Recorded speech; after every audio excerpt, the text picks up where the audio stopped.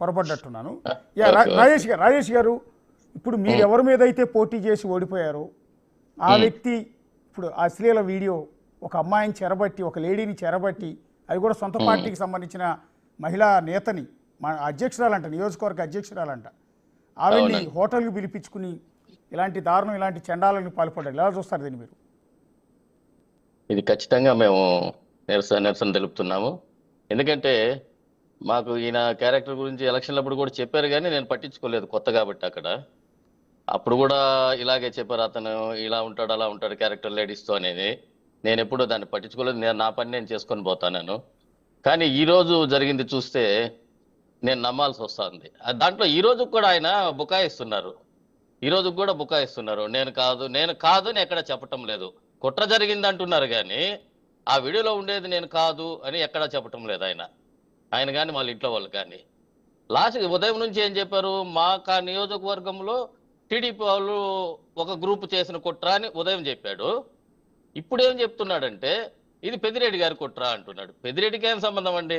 అంటే జిల్లాలో ఏది జరిగినా, వాళ్ళ కాన్స్టిట్యూన్సీలో ఏది జరిగినా పెద్దిరెడ్డి అయినా సంబంధము? అంటే నీ దగ్గరికి ఎవరైనా పంపిస్తే నువ్వు చేయాల్సిన పని చేసి ఇంకొకరి మీద వేస్తే ఎలాగా ఇది ఖచ్చితంగా ఆయన పదవికి కూడా రాజీనామా చేయాల్సిందే. ఎమ్మెల్యే పదవికి అర్హుడు కాదు.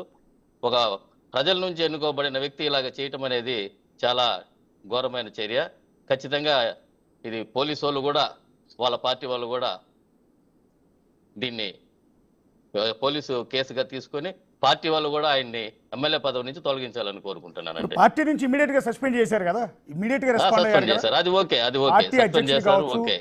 కానీ ఎమ్మెల్యే పదవికి కూడా ఆయన అర్హుడు కాదండి. అంటే బేసిక్గా ఉమ్, మీరు గతంలో ఉమ్, 5 ఏళ్ల పాటు మీ పార్టీ అధికారంలో ఉంది. మీ పార్టీ ఉమ్, అధికారంలో ఉన్నప్పుడు మంత్రుల మీద, ఎమ్మెల్యేల మీద, ఎంపీల మీద ఇలాంటి ఉమ్, సెక్స్ స్కాండల్స్ చాలా బయటకు వచ్చాయి. ఉమ్, కానీ ఆ టైంలో ఒక్కరి మీద కూడా ఉమ్. యాక్షన్ తీసుకోలేదు. మేము కేవలం గంటల వ్యవధిలోనే యాక్షన్ తీసుకున్నాం అనేది కదా టీడీపీ నేతలు అంటున్నమాట. ఓకే, దానికి అక్కడ సాక్ష్యాలు లేవు, ఇక్కడ సాక్ష్యాలు ఉన్నాయండి.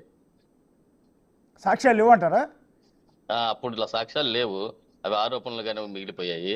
ఈడ ఆ అమ్మాయి ఎవరైతే చెప్తుందో తను ఒకటి కాదు రెండు కాదు, మాకు ఇక్కడ జిల్లాలో అయితే చాలా వీడియోలు అయితే హల్చల్ చేస్తున్నాయి, మీ దాకా వచ్చినాయో లేదో.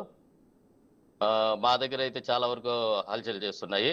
అలాగే ఇక్కడ హోటల్లో కూడా నేను ఉండేది కూడా తిరుపతే, జరిగింది కూడా తిరుపతిలోనే కాబట్టి ఈ హోటల్లో కూడా నేను చూసిన దాన్ని బట్టి మధ్యాహ్నం వచ్చి పోలీసు వాళ్ళు కూడా వీడియో కెమెరాలు ఏదో తీసుకెళ్ళి వెళ్ళిపోయారు, దానికి సంబంధించిన ఎక్విప్మెంట్ అంతా తీసుకెళ్లారని విన్నాను. అది మరి కరెక్టో కాదో మీరు కనుక్కోవాలి, ప్రెస్ వాళ్ళు వెళ్ళి. కనుక్కుందాం. సాక్ష్యాలు మీరు లేకుండా ఇందాక చేస్తామని రాజేష్ గారు ఇందాక మీరు ఒక చేయాలి. మాట అన్నారు.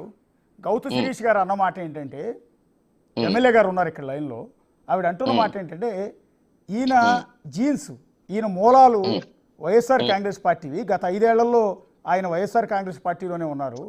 సో ఉమ్, రీసెంట్గానే కరెక్ట్గా ఎలక్షన్కి కొద్ది రోజుల ముందే పార్టీలోకి వచ్చారు, ఎమ్మెల్యే అయిపోయారు. సో అంతా కలిపి 5 నెలలు కూడా లేరు మా పార్టీలో అని. ఉమ్, ఉమ్. అంటే ఈయన కూడా మీ ఖాతాలోనే అని. అంటే అతని క్యారెక్టర్ తెలుసుకున్న తర్వాతనే ఆయనకి టికెట్ ఇవ్వలేదు. అంటే వీళ్ళకి మా నాయకుడి దగ్గరికి వెళ్ళే లోపల లేట్ అయింది ఆయన గురించి తెలియటము. ఆయన క్యారెక్టర్ తెలిసిన తర్వాతే టికెట్ ఇవ్వలేదు. ఇవ్వకుండా పోయిన తర్వాతనే ఆయన పార్టీ మారాడు. అయితే ఆయన కూడా పక్కన పెట్టేశారు. మా అధినాయకులు జగన్ గారు కూడా ఆయన పక్కన పెట్టేశారు. ఎస్ ఇందాక రాజేష్ గారు మీరు మాట అన్నారు, ఉమ్, మా పార్టీ ఉమ్, నేతలు, ఎమ్మెల్యేలు, ఎంపీల మీద అలిగేషన్స్ వచ్చినప్పుడు సాక్ష్యాలు లేవు,